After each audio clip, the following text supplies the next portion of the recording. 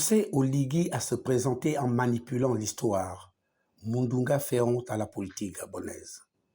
Séraphin Mundunga, président du Conseil économique, social et environnemental, a récemment livré une plaidoirie pour défendre l'idée que les militaires peuvent exercer le pouvoir politique, prenant comme exemple historique George Washington et Charles de Gaulle.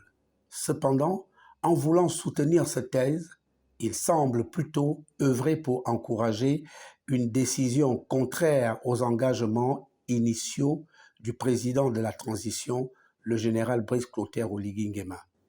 Décortiquons les failles de cet argumentaire. Les exemples de Mundunga sont mal choisis, vraiment très mal choisis. Washington et de Gaulle. Premièrement, George Washington et Charles de Gaulle, bien que militaires de formation, ne sont pas arrivés au pouvoir par des coups d'État.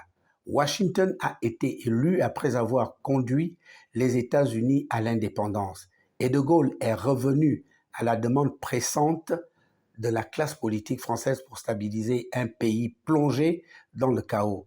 Aucun des deux n'est venu au pouvoir par coup d'État. Ils sont arrivés par des voies institutionnelles et démocratiques.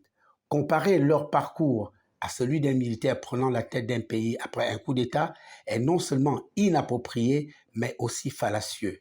Ces figures historiques ont consolidé des systèmes démocratiques naissants ou défaillants.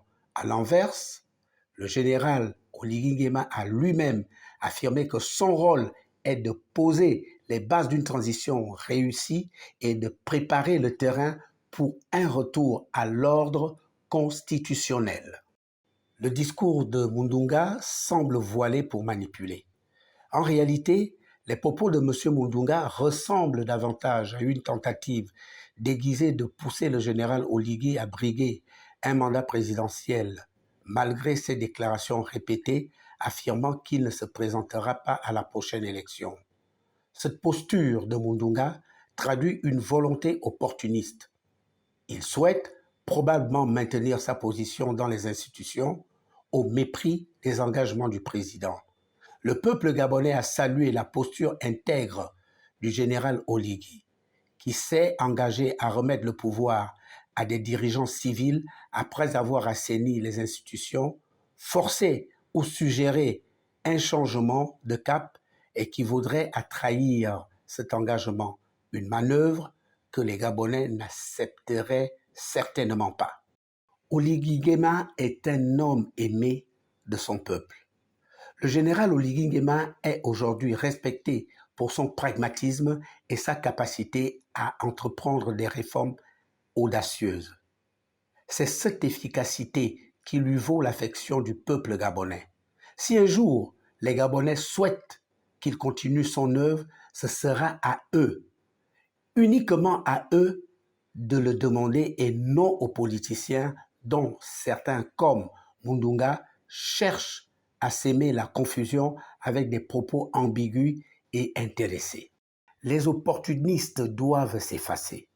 Au lieu de chercher à influencer la transition pour leurs intérêts personnels, les politiciens devraient laisser le général travailler en paix. L'objectif de cette transition n'est pas de satisfaire les ambitions individuelles, mais de reconstruire le Gabon. L'opportunisme déguisé en conseil historique est non seulement malvenu, mais aussi dangereux pour le processus en cours. Le général Oligui Nguema n'a pas besoin d'être comparé à Washington ou de Gaulle pour prouver son efficacité. Sa légitimité réside dans ses actions concrètes et dans l'amour que lui portent les Gabonais. Les politiciens opportunistes comme Mundunga feraient mieux de se rappeler que l'histoire est faite par les peuples et non par ceux qui tentent de manipuler les leaders pour leur propre bénéfice.